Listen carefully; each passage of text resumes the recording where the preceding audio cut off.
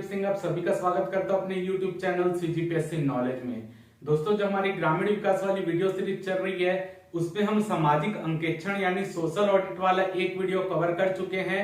आज ये उसकी दूसरी क्लास है, इसके बाद एक क्लास और लगेगी। मैं सोचा था कि सेकंड क्लास में खत्म हो जाएगा, लेकिन नहीं हुआ क्योंकि काफी ज्यादा डिटेल में मैं आपको यहाँ पर बता रहा हूँ, तो इसकी एक क्लास और लगेगी। और आज की क्लास तो इतनी ज्यादा इंपॉर्टेंट होने वाली है कि सामाजिक अंकेक्षण के जो 70 से 80% जो क्वेश्चन है वो यही क्लास से आते हैं, तो इसको अच्छे से नोट कीजिएगा। और बहुत मजेदार क्लास होने वाली है क्योंकि कुछ रटने वाली चीजें ही नहीं है, पूरा कॉन्सेप्चुअल चीजें हैं। एक बार आप बस पढ़ लीजिए अच्छे से, आपको सामाजिक अंकेक्षण के फ्री के 5 नंबर लेके जाएंगे आप पेपर में, ये आपकी गारंटी है। यहाँ पर आप ये पूरी क्लास अच्छे से कवर कीजिए। और अगर आपको ये वीडियो सीरीज अच्छी लग रही है तो बार बार मैं बोल रहा हूं कि वीडियो को जरूर लाइक कीजिए, चैनल को सब्सक्राइब कीजिए, ज्यादा से ज्यादा अपने दोस्तों में शेयर कीजिए। वीडियो को प्रारंभ करने से पहले कुछ कमेंट में क्वेश्चन आते हैं, तो उसका जवाब मैं यहाँ पर दे देता हूं क्योंकि बार बार एक ही टाइप के क्वेश्चन बार बार पूछे जाते हैं। तो पहला क्वेश्चन ये पूछा जाता है कि सर आपका ये ग्रामीण विकास वाली वीडियो सीरीज कितने क्लास में खत्म हो जाएगी। तो एग्जैक्ट नंबर मैं नहीं बता सकता कि कितनी क्लास लगेगी, अनुमानित है 30 क्लास के लगभग लगेगी। 12-13 क्लास तो हो ही गई है, 30 क्लास के लगभग लगेगी क्योंकि सूचना का अधिकार अधिनियम, कुछ योजना, वाटर सेट, ये सब भी कुछ कुछ पार्ट बचे हैं जो बड़े हैं, तो वो लगभग 30 क्लास के आसपास लगेंगे। ओवरऑल अभी तक 12-13 क्लास हुई है, तो ओवरऑल 30 क्लास के लगभग खत्म हो जाना चाहिए, ऐसा अनुमान है। आप ऊपर नीचे मान के चलिए 1-2 क्लास हो सकता है। इसके अलावा दूसरा क्वेश्चन ये पूछा जाता है कि सर आप ग्रामीण विकास के बाद और जो आजीविका ये सब पढ़ाएंगे कि नहीं। मैंने पहली क्लास में बताया था ग्रामीण विकास के खत्म होने के बाद हम आजीविका वाले पार्ट को भी कवर करेंगे, उसके बाद पंचायत वाला पार्ट समय मिला तो वो भी कवर करेंगे क्योंकि उसके वीडियो पहले ही डले हुए हैं हमारे चैनल में, तो उसमें कुछ अपडेट वीडियो भी डले, उसके अलावा भी कुछ अपडेट होगा तो वो भी पढ़ा दूंगा। अगर आप बोलेंगे तो फिर से एक बार पंचायती राज वो भी पढ़ा दूंगा। तो जैसे हमारे पास समय रहेगा हम उस हिसाब से इसको कवर कर लेंगे, लेकिन आजीविका का पार्ट तो इसके बाद आएगा ही, वो फिक्स है। ठीक है, पंचायती राज जो है हम जैसे डिमांड रहेगी उसके हिसाब से कवर करेंगे। तीसरा क्वेश्चन पूछा जाता है सर कि हम कौन सी बुक से इसको कवर करें। तो देखिए, बुक जो है अभी तक मार्केट में अवेलेबल जितनी भी बुक है, कोई बुक ऐसी नहीं है कि आपके एडीओ के सिलेबस को अच्छे से कवर करेगी। हर बुक में जो है आपको केवल योजना दिया है, योजना के अंतर्गत 6-7 लाइन बता दिया गया, उसका कोई डिटेल भी नहीं दिया गया है। तो सबसे पहली बात, अगर कोई एग्जाम व्यापम लेता है और व्यापम के एग्जाम के 1 महीने या 1.5 महीने पहले कोई बुक आती है और अगर उस बुक को आप पढ़कर ये सोच रहे हैं कि आपका पेपर निकल जाएगा, तो आप जो है बहुत बड़े आप बोल लीजिए दुविधा में है, लेकिन वो पेपर आपका नहीं निकलेगा।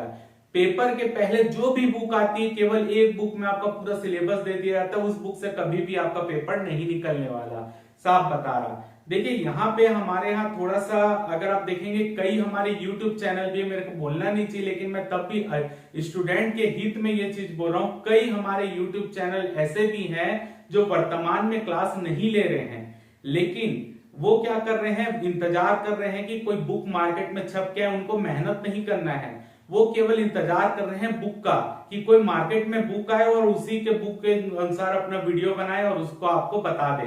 तो ना तो, और दूसरी चीज, कई उसी YouTube चैनल जो कई हमारे से भी ज्यादा सब्सक्राइबर वाले YouTube चैनल है, वो क्या कर रहे हैं कि अपने जो टेलीग्राम चैनल, अभी वो वीडियो नहीं डाल रहे हैं, अपने टेलीग्राम चैनल में जो बुक प्रकाशित नहीं हुई है अभी, उसके लिए प्रचार करना चालू कर दिए हैं कि आपको इसी बुक से जो है आपको पढ़ना है, क्या एडीओ के लिए।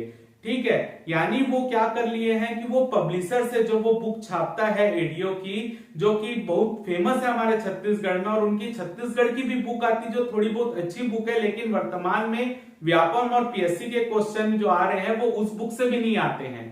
ठीक है, केवल उस बुक से वही क्वेश्चन आ रहे हैं जो पहले आ चुके हैं, क्योंकि वो बुक अपडेट होते रहती है और समय समय पर जो क्वेश्चन आते हैं उसमें ऐड होते रहते हैं, लेकिन ऐसा नहीं होता कि उसी बुक से क्वेश्चन आ रहे हैं। केवल वही क्वेश्चन जो व्यापम और पीएससी रिपीट करते हैं, क्योंकि वो बुक उसी क्वेश्चन को छापे रहती, तो वही क्वेश्चन आपको पेपर में दिख जाते कई। लेकिन वर्तमान के पैटर्न के हिसाब से आप चाहे कल्चर की बात कर लें, चाहे हिस्ट्री की बात कर लें, सीजी के उस बुक से क्वेश्चन नहीं आ रहे हैं। तो वो जो यूट्यूबर है वो उस बुक का प्रचार पहले से करने लगे कि एडीओ की फलाने की बुक आने वाली है, आपको इसी बुक से पढ़ना है। तो आप समझिए यहाँ पर क्या है, छात्र हित नहीं है, वो उस पब्लिशर से टाई अप कर लिए हैं, उनका कुछ कॉन्ट्रैक्ट हुआ है पैसे के लिए आपस में कि आपको इसका प्रचार करना है, तो वो बिना देखे अगर चलिए बुक आ जाती, बुक देखने के बाद भी अगर वो बोलते कि आपको इसी बुक से पढ़ना है, तो मैं मान सकता हूं कि वो छात्र हित में।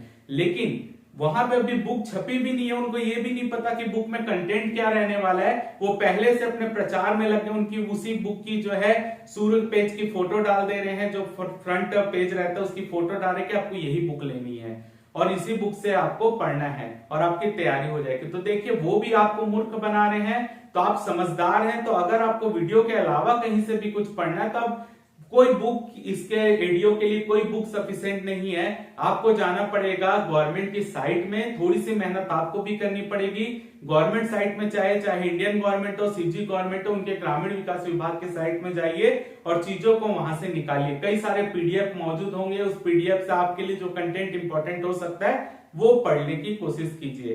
बाकी जो मैं क्लास में कवर कर रहा हूं वो भी आप करिए, साथ में अगर आपको लग रहा है कि आपको एक्स्ट्रा भी पढ़ना, आप वो भी पढ़िए। आपको लग रहा है किसी और चैनल से पढ़ना, आप वो भी पढ़िए। लेकिन यहाँ पे बुक के नाम पर कोई भी आपको धोखा देगा, आप खुशी खुशी बुक ले लेते हैं 1 महीने पहले जो आती, लेकिन वो बुक काम की नहीं है। आपको कई सारे मैं स्टूडेंट ऐसे भी बताता हूं जो ऐसे बुक लेकर पढ़ते हैं, करंट की बुक भी आती है उनकी, करंट की बुक लेकर पढ़ता हूं, जब पेपर देने जाते हैं तो पता चलता है कि उनकी बुक में जो चीज छपी है वो गलत छपी हुई है, और पेपर में सेम क्वेश्चन आने के बाद भी उनका आंसर गलत होता है और वो 1 नंबर आधे नंबर से पेपर में फेल हो जा रहे हैं या पेपर उनका क्रैक नहीं हो रहा है। तो आप ऐसी बुक के चक्कर में मत पढ़िए, क्योंकि ऐसी बुक कभी भी ऑथेंटिक नहीं होती। पेपर में अगर क्वेश्चन व्यापम में आपको दावा आपत्ति भी करनी होगी तो ये बुक आपके काम नहीं आने वाली।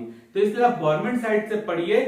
मैं यहाँ पे समय ले रहा हूं, इसलिए ले रहा हूं क्योंकि आपका बुरा ना हो। अगर आप इतनी मेहनत किसी चीज के लिए कर रहे हैं तो वो जाया ना जाए, और जो पढ़ रहे हैं ऑथेंटिक पढ़िए। अगर आपको ग्रामीण विकास विभाग की साइट में जाके पढ़िए, ताकि कुछ प्रॉब्लम होती तो आप दावा आपत्ति भी कर सके यहाँ पर। तो मैं भी यहाँ पर जितने डेटा पढ़ा रहा हूं, कोई बुक में आपको नहीं मिलेगा, गवर्नमेंट की साइट से पूरा निकाल के मेहनत से बनाया जा रहा है। तो इसलिए आपको बोल रहा हूं कि किसी बुक की जरूरत नहीं है, आप केवल ग्रामीण विकास विभाग की साइट में जाइए, योजना को सर्च कीजिए, सब चीजें आपको वहां पर मिल जाएंगी। लेकिन थोड़ी मेहनत आपको करनी पड़ेगी। बुक से अच्छा है कि आप इनसे पढ़िए, बुक आपको केवल धोखा देगी जो 1 महीने पहले छपकर आती है। क्लियर है? तो चलिए आज की क्लास बिना देरी के अब मैं चालू करता हूं। उम्मीद करता हूं जो चीज मैं आपको बता रहा हूं वो चीज आपके हित में है और आपको समझ आया होगा। क्लियर है? तो क्योंकि मेरे को भी रहता है, क्योंकि मैं चैनल में ओपन कोई भी चीज बोल दे रहा हूं तो मेरे में भी कमेंट बुरे आने वाले हो, मेरे को पता है, लेकिन जो छात्र हित में है वो चीज मैं आपको सामने बता दे रहा हूं। अब हम चालू करते हैं हमारा जो सामाजिक अंकेक्षण वाला पार्ट है। बहुत बेहतरीन तरीके से आज हम इसको कवर करेंगे, बहुत मजेदार होने वाले क्लास। कल हम धारा नंबर 6 तक कवर कर लिए थे, सामाजिक अंकेक्षण नियम की धारा 6 तक। आज हम उसके आगे पढ़ेंगे, धारा नंबर 7 से लेकर हम यहाँ पर पढ़ने वाले हैं धारा नंबर 8 और 9। ठीक है, तो ये 9 धारा तक आज हम पढ़ने वाले हैं। बहुत इंपॉर्टेंट क्लास होने वाली है और इससे क्वेश्चन पेपर में आते हैं। धारा नंबर 7 क्या है? पंचायतों को सामाजिक अंकेक्षण की जानकारी। तो इसको मैं पूरा क्लियर करता हूं आपको कि पंचायतों को सामाजिक अंकेक्षण की जानकारी जो धारा नंबर 7 में बोला गया उसका मतलब क्या है। जो सीईओ जनपद पंचायत जो होते हैं, यानी मुख्य कार्यपालन अधिकारी जो जनपद पंचायत के होते हैं, वो लिखित रूप में सूचना देंगे। फिर से बोल रहा हूं, जो सीईओ जनपद पंचायत होते हैं, मुख्य कार्यपालन अधिकारी जनपद पंचायत के होते हैं, लिखित रूप में सूचना देंगे। किसको सूचना देंगे? पहला जनप्रतिनिधियों को। जनप्रतिनिधि क्या होते हैं? जैसे ग्राम पंचायत के सरपंच, पंच, जनप्रतिनिधि यानी जो जनता का प्रतिनिधित्व करते हैं। ठीक है, तो जनता का प्रतिनिधित्व कौन करता है? जिसको जनता निर्वाचित करके भेजती है, पंच, सरपंच, ये सब। तो यहाँ पर सीईओ जनपद पंचायत लिखित रूप में किसको सूचना देंगे? जनप्रतिनिधियों को। दूसरा, मनरेगा योजना के संबंधित पदाधिकारियों को, क्योंकि मनरेगा योजना के अंतर्गत सामाजिक अंकेक्षण हो रहा है, इसलिए मनरेगा योजना के जितने भी रिलेटेड अधिकारी हैं सबको। तीसरा, संबंधित डाकघर और बैंक प्रतिनिधि। डाकघर और बैंक प्रतिनिधि का मतलब यह है क्योंकि जितने भी अमाउंट जो राशि भेजी जाती है वो सभी डाकघर में या बैंक के बचत खाते में भेजी जाती है। गवर्नमेंट के भी जो पैसे इश्यू होते हैं बैंक या डाकघर के माध्यम से विभिन्न सामग्रियों के लिए इश्यू होते हैं, तो इसी के लिए वहां के प्रतिनिधियों को भी यहाँ पे इनवाइट किया जाता है। क्लियर है? तो सीईओ जनपद पंचायत लिखित रूप में किसको सूचना देगा? जनप्रतिनिधियों को, मनरेगा योजना के संबंधित पदाधिकारियों को, संबंधित डाकघर या बैंक प्रतिनिधियों को। ठीक है, कहाँ उपस्थित होने के लिए, यानी इनको जो सूचना भेज रहा है कहाँ पे उपस्थित होने के लिए सूचना भेज रहा है, सामाजिक अंकेक्षण ग्राम सभा और क्लस्टर स्तरीय निकासी बैठक। यानी जो सामाजिक अंकेक्षण के लिए जब ग्राम सभा की बैठक होगी तो ये जो पदाधिकारी है ये इस ग्राम सभा में उपस्थित हो, और कहां, दूसरा क्लस्टर स्तरीय निकासी बैठक में उपस्थित हो। सामाजिक अंकेक्षण ग्राम सभा के बाद जब रिपोर्ट पूरी फाइनल हो जाती है तो वो रिपोर्ट क्लस्टर स्तरीय बैठक में जाती है, तो ये पदाधिकारी जो है ये दोनों में उपस्थित हो। इसकी सूचना लिखित रूप में सीईओ जनपद पंचायत किनको देगा, इन तीनों को देगा। क्लियर है, किसको किसको, जनप्रतिनिधियों को, मनरेगा योजना के संबंधित पदाधिकारियों को और डाकघर और बैंक के प्रतिनिधियों को। ठीक है, तो याद रखिएगा जो पंचायतों के सामाजिक अंकेक्षण की जानकारी यानी जो मुख्य कार्यपालन अधिकारी है जनपद पंचायत का, वो ग्राम सभा के सामाजिक अंकेक्षण बैठक में और क्लस्टर स्तरीय निकासी बैठक में उपस्थित होने की लिखित सूचना जनप्रतिनिधियों को, मनरेगा के संबंधित अधिकारियों को और संबंधित डाकघर और बैंक प्रतिनिधियों को लिखित रूप में सूचना देगा कि आपको ये दोनों जगह उपस्थित होना है। अगला पॉइंट, सामाजिक अंकेक्षण की समाप्ति की संभावित तिथि के अनुसार सामाजिक अंकेक्षण ग्राम सभा आयोजित करने संबंधित सरपंच को सूचित करेगा कौन, जनपद पंचायत का सीईओ। तो जो मुख्य कार्यपालन अधिकारी है जनपद पंचायत का, जब सामाजिक अंकेक्षण की समाप्ति होगी, यानी जो सामाजिक अंकेक्षण दल आया है, दल अपनी सामाजिक अंकेक्षण की पूरी प्रक्रिया कर लेता है, तो उसके बाद क्या आयोजित किया जाता है, कल भी मैंने बताया था ग्राम सभा आयोजित की जाती है। तो ग्राम सभा आयोजित की जाएगी तो ग्राम सभा को बुलाएगा कौन, उनकी बैठक बुलाएगा कौन, सरपंच बुलाएगा जो ग्राम पंचायत का है। तो जो जनपद पंचायत का सीईओ है वो ग्राम पंचायत के सरपंच को सूचित कर देगा कि सामाजिक अंकेक्षण की जो प्रक्रिया है वो सामाजिक अंकेक्षण दल ने पूरी कर ली है, तो फलाना तारीख को आप अपना, ये संभावित तारीख को आप अपना ग्राम सभा आयोजित करें। क्लियर है, तो सामाजिक अंकेक्षण की समाप्ति की संभावित तिथि के अनुसार सामाजिक अंकेक्षण ग्राम सभा आयोजित करने संबंधित सरपंच को सूचित करेगा कौन, सीईओ जनपद पंचायत। क्लियर है, तो जनपद पंचायत का मुख्य कार्यपालन अधिकारी सरपंच को सूचित करेगा कि सामाजिक अंकेक्षण दल के द्वारा संभावित तिथि में सामाजिक अंकेक्षण की प्रक्रिया पूर्ण हो जाएगी, तो आप इस तारीख को ग्राम सभा की मीटिंग वहां पे बुलाएंगे। क्लियर है, तो ये है पूरा धारा नंबर 7। तो ये इंपॉर्टेंट चीज है, इस पे याद रखिएगा, ठीक है, और अच्छे से नोट कीजिएगा। धारा नंबर 8 बेहद ज्यादा इंपॉर्टेंट, ग्राम पंचायत में सामाजिक अंकेक्षण की प्रक्रिया। याद रखिए ग्राम पंचायत में लिखा है, ठीक है, तो ग्राम पंचायत में सामाजिक अंकेक्षण की प्रक्रिया, इसमें पढ़ते हैं, सामाजिक अंकेक्षण प्रक्रिया प्रारंभ होने के पूर्व ब्लॉक स्तर पर सरपंचों को सामाजिक अंकेक्षण का उद्देश्य समझाने हेतु कार्यशाला आयोजित की जाएगी। यानी सामाजिक अंकेक्षण, जो सामाजिक अंकेक्षण दल करने आ रहा है उसकी प्रक्रिया प्रारंभ होने के पूर्व, यानी सामाजिक अंकेक्षण का कार्य प्रारंभ होने के पूर्व ब्लॉक स्तर में जितनी भी ग्राम पंचायत आती है, यानी जनपद के अंतर्गत जितनी भी ग्राम पंचायत आती है उनकी मीटिंग रखी जाएगी, और उस मीटिंग में सभी ग्राम पंचायत के सरपंच आएंगे और उन सरपंचों को समझाया जाएगा कि ये जो सामाजिक अंकेक्षण हो रहा है उसका उद्देश्य क्या है, ये सब उनको समझाया जाएगा, और आपको कैसे इसमें सहयोग करना है वो पूरा इनकी कार्यशाला में समझाया जाएगा। क्लियर है। अगला, सामाजिक अंकेक्षण दल द्वारा सामाजिक अंकेक्षण की प्रक्रिया के दौरान ग्राम में निम्नलिखित कार्य किए जाएंगे। यानी जब सामाजिक अंकेक्षण होना वाला होगा तो सामाजिक अंकेक्षण जो दल है जो हर गांव में जा जाकर वहां पे सामाजिक अंकेक्षण करेगा, उनके द्वारा निम्न कार्य किए जाएंगे। कहां पे, गांव में, ग्राम में। ठीक है, तो क्या पहला काम, ग्राम सभा में समुदाय के बीच अधिकारों और हक एवं सामाजिक अंकेक्षण प्रक्रिया के बारे में जागरूकता फैलाना। यानी जो सामाजिक अंकेक्षण की प्रक्रिया हो रही है उसके बारे में जागरूकता फैलाने का काम कौन करेगा, सामाजिक अंकेक्षण दल करेगा, हर गांव में जहां जहां वो जाएगा। साथ ही साथ लोगों को उनके अधिकारों और हक के बारे में बताएगा कि आपके अधिकार ये हैं, आपके हक ये हैं, इस योजना के अंतर्गत आप ऐसे लाभ ले सकते हैं, अगर आपको लाभ नहीं मिल रहा है तो इसका आप अपील कैसे कर सकते हैं, पूरी चीज उनके हक और जिम्मेदारी जो भी है, और उनके जागरूकता फैलाएगा किसके लिए, सामाजिक अंकेक्षण के लिए। पिछले बार के पेपर में आया हुआ क्वेश्चन भी कि जागरूकता फैलाई जाती है पहले। सेकंड, सरकारी दस्तावेज में उपलब्ध जानकारी को पढ़कर सुनाएगा। यानी जिस भी सामाजिक अंकेक्षण दल सामाजिक अंकेक्षण के लिए जिस भी गांव में जाएगा तो सरकारी दस्तावेज में योजना से रिलेटेड जितनी भी जानकारी होती है, जैसे मनरेगा के लिए आ रहे हैं तो मनरेगा योजना से रिलेटेड सरकारी दस्तावेज में जो भी जानकारी है उनको पढ़कर सुनाएगा। अगला पॉइंट, ग्राम सभा में सभी अभिलेखों की उपलब्धता सुनिश्चित करना। यानी यहाँ पर ये है, जब सामाजिक अंकेक्षण सामाजिक अंकेक्षण हो जाएगा तो जो ग्राम सभा की बैठक होगी, तो ग्राम सभा की बैठक में सामाजिक अंकेक्षण के जितने भी अभिलेख होते हैं उनको वहां पे उपलब्ध कराया जाएगा। साथ ही साथ जितने मनरेगा योजना से रिलेटेड, चाहे वो मस्टर रोल हो या आपका कोई भी भुगतान सूची हो, वाउचर हो, वो सभी चीज वहां पर अभिलेख के रूप में मौजूद रहेगी। कहां पे? ग्राम सभा में। ये भी पिछले बार का क्वेश्चन था, तो यहां पर स्टेटमेंट में क्या दे दिया था? ग्राम पंचायत लिख कर दे दिया था। तो ग्राम पंचायत में नहीं, क्योंकि सामाजिक अंकेक्षण की जो के बाद ग्राम सभा की मीटिंग होती है और ग्राम सभा की मीटिंग में ये सब चीज उपस्थित होनी चाहिए। यानी जब ग्राम सभा का सम्मेलन होगा तो वहां पर क्या क्या उपस्थित करवाएगा? कौन? सामाजिक अंकेक्षण दल ये उपस्थित करवाएगा। क्या उपस्थिति करवाएगा? कि वहां पर सभी अभिलेख उपस्थित हो, सभी दस्तावेज वहां पर उपस्थित हो। क्योंकि अगर किसी को भी यहाँ पे रिपोर्ट पढ़कर सुनाई जाएगी, किसी को अभिलेख देखना हो, तो डायरेक्ट ग्राम सभा की मीटिंग में अभिलेख दे सकता है। तो याद रखिएगा, ग्राम पंचायत की मीटिंग में नहीं, ग्राम सभा की मीटिंग में सभी अभिलेख उपस्थित होना जरूरी है। क्लियर है? ये भी पिछले बार का क्वेश्चन था, केवल यहाँ पर गलत क्या कर दिया था? वो ग्राम सभा की जगह ग्राम पंचायत लिख के दे दिया था, तो वो पॉइंट गलत था। ग्राम सभा में अभिलेख उपस्थित होते हैं उसी दिन।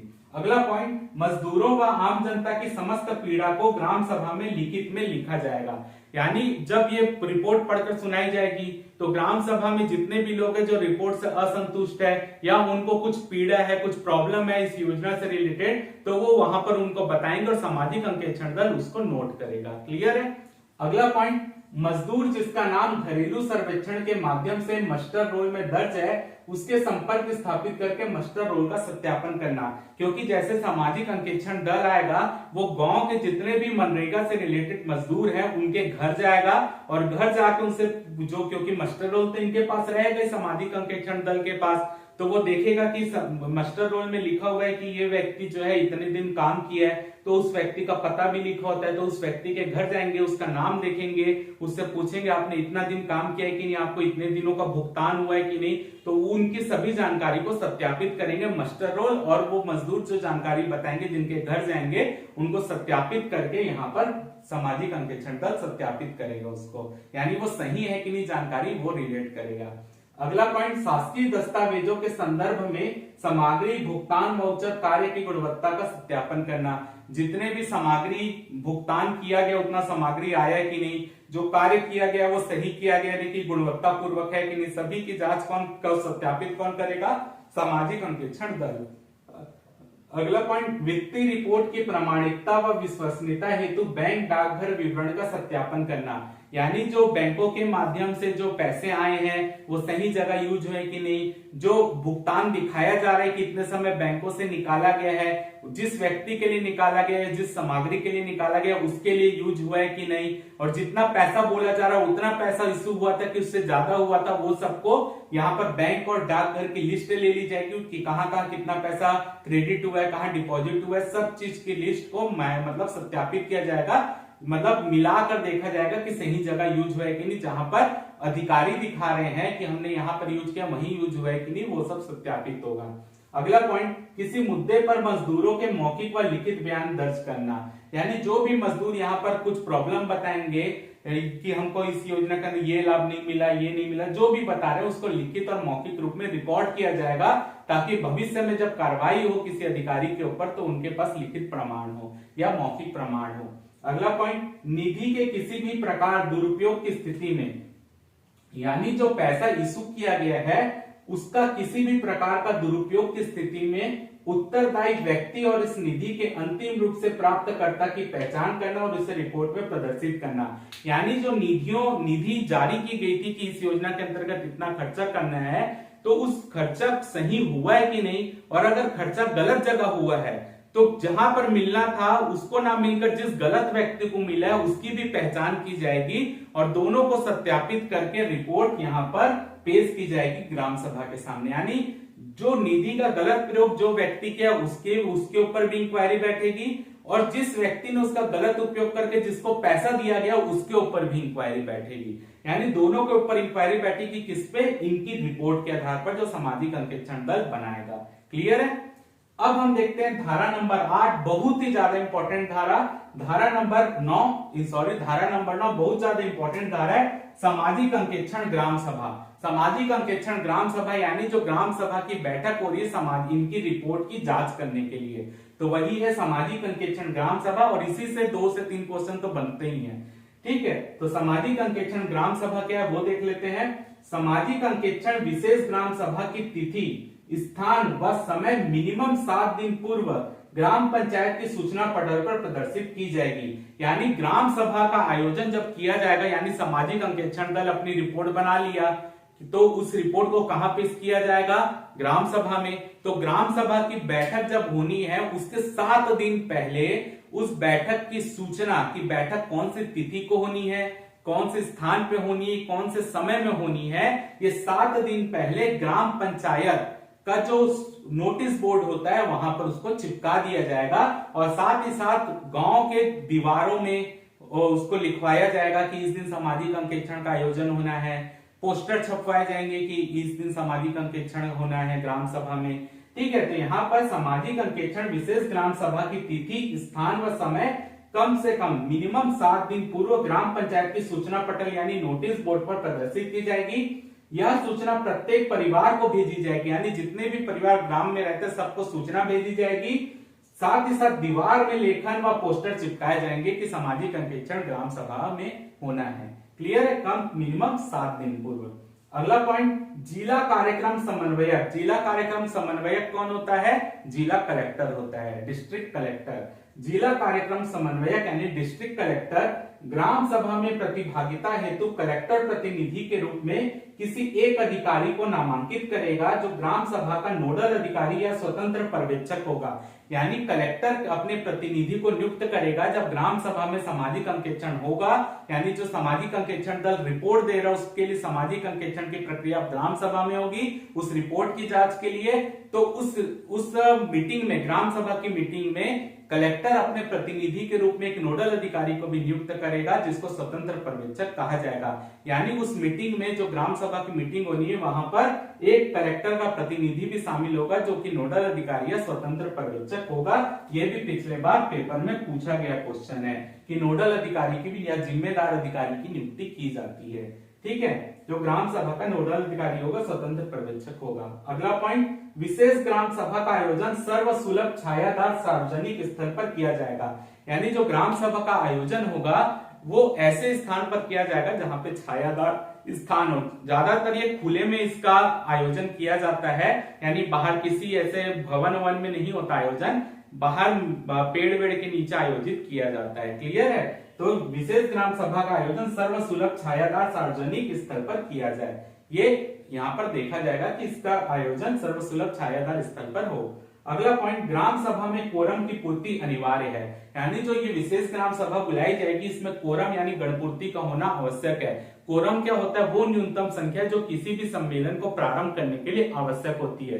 तो कोरम कितना है, 1/10। मान लीजिए किसी ग्राम सभा में 100 सदस्य हैं, तो 100 का 1/10 कितना हुआ, 10 सदस्य। यानी 10 सदस्य ग्राम सभा में उपस्थित हो गए तो वो मीटिंग चालू हो जाएगी। लेकिन 1/10 में भी 1/3 महिला होनी चाहिए। यानी 100 में से 1/10 मान लीजिए 10 लोग उपस्थित हैं तो मीटिंग चालू हो गई, तो उस 10 का 1/3 कितना हुआ, 3 महिला। तो 3 महिला वहां पर उपस्थित होनी चाहिए उस मीटिंग को प्रारंभ करने के लिए। क्लियर है, तो याद रखिए किसी भी ग्राम सभा के लिए कोरम की पूर्ति, जो आप ग्राम सभा पंचायती राज में पढ़ते हैं, कोरम होता है 1/10, उसमें भी 1/3 1/3 महिला होनी चाहिए। अगर ऐसा होता है तो कोरम की पूर्ति हो जाती है और मीटिंग चालू हो जाती है। तो अगर सामाजिक अंकेक्षण हो रहा है तो कोरम की पूर्ति होना आवश्यक है। कोरम की पूर्ति करने का जिम्मेदार व्यक्ति होता है सरपंच और पंच। तो सरपंच जो कि ग्राम पंचायत के अंतर्गत ही ग्राम सभा है, तो जो सरपंच होगा उस ग्राम पंचायत का उस ग्राम सभा में कोरम करने के लिए जिम्मेदार होगा, और साथ ही साथ उस ग्राम सभा के अंतर्गत जो वार्ड आ रहा है उसका जो पंच होगा वो भी जिम्मेदार होगा इसको करने के लिए। बाकी कार्रवाई वैसे ही होगी जैसे आप ग्राम सभा के नियम में पढ़ते, क्योंकि कोरम पूर्ति नहीं होगी तो बैठक टाली जाएगी, और दोबारा बैठक में कोरम की पूर्ति या गणपूर्ति नहीं होती तो वो बैठक दोबारा खारिज नहीं होती। क्लियर है, फिर बैठक हो जाती है। तो वैसे ही यहाँ पर कोरम की पूर्ति करने के लिए जिम्मेदार कौन है, सरपंच और पंच। और ये याद रखिएगा ग्राम सभा के कुल सदस्य का 1/10 होता है कोरम, जिसमें 1/3 मिनिमम महिला होनी चाहिए।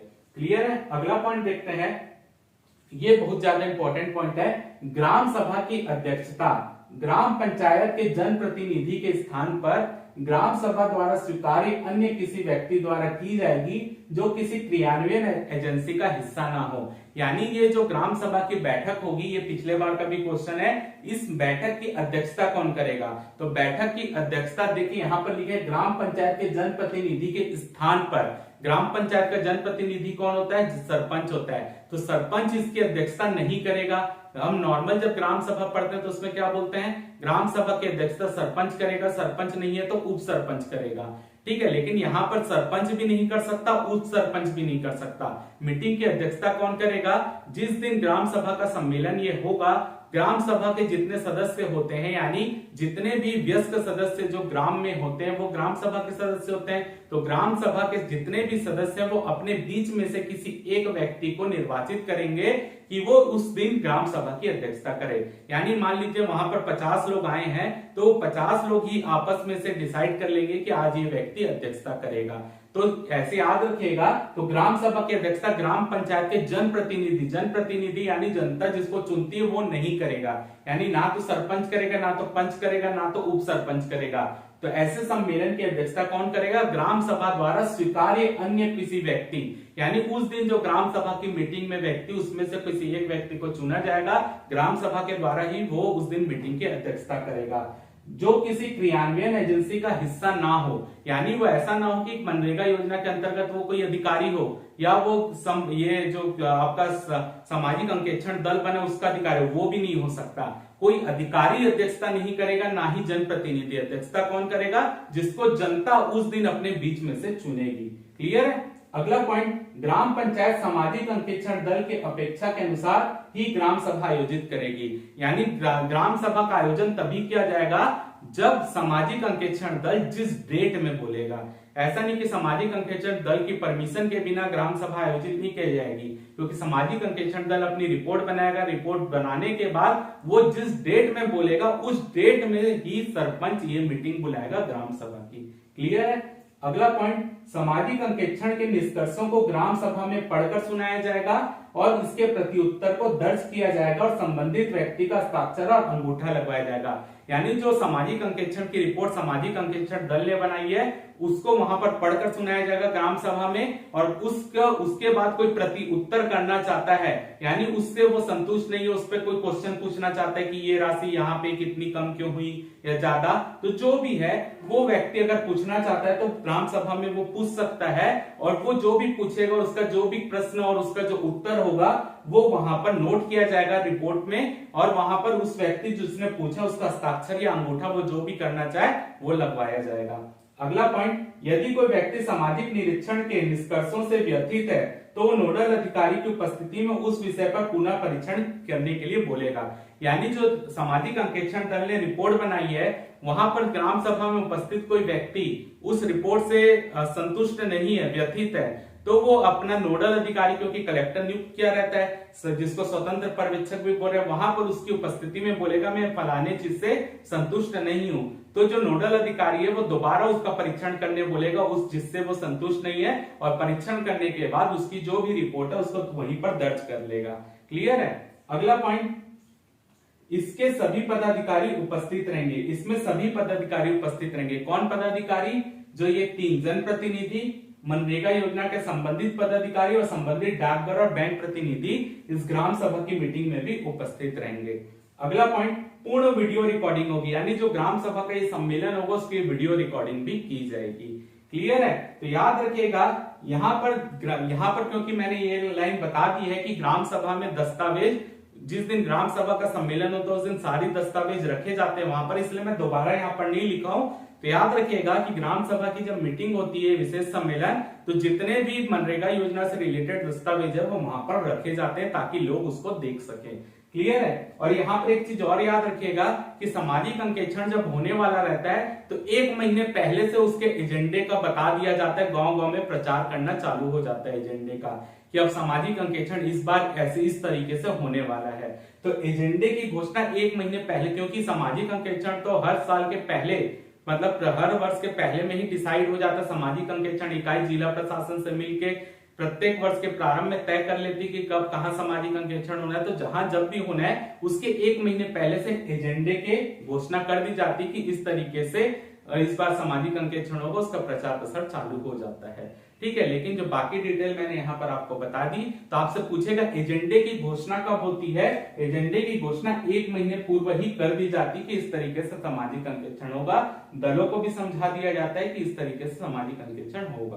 क्लियर है। तो एजेंडे की घोषणा 1 महीने पूर्व हो जाती है, याद रखेगा। बाकी जितने प्रावधान है उसको मैंने यहाँ पर आपको बता दिए है। तो बहुत बेहतरीन ये कॉन्सेप्चुअल पार्ट है, आपको पढ़ने में भी ज्यादा समय नहीं रखिएगा, आप इसके स्क्रीनशॉट ले लीजिए।